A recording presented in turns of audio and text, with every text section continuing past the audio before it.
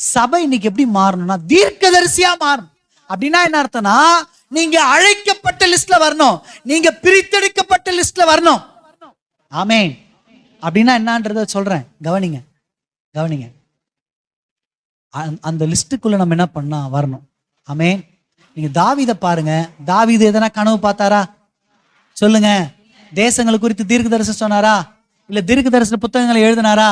எதுவுமே இல்லை. ஆனா வேதம் அவரை தீர்க்கதரிசியாக நமக்கு காண்பிக்கிறது.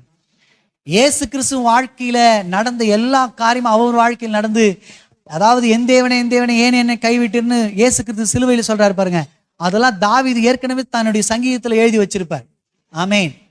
நீங்க தாவீதை பார்த்தீங்கன்னா முழுக்க முழுக்க தன்னை தீர்க்கதரிசியா அவர் வெளிப்படுத்தி இருக்கிறத நீங்க வேதாகமத்துல வாசிக்க முடியும். ஆமென். இவங்களெல்லாம் கர்த்தர் என்ன பண்ணிருக்கிறாருன்னா தீர்க்கதரிசியா அழைச்சிருக்கிறார். இதே போலதான் உங்களை எண்ணி கர்த்தர் என்ன பண்றாருன்னா தீர்க்கதரிசியா மாறணும்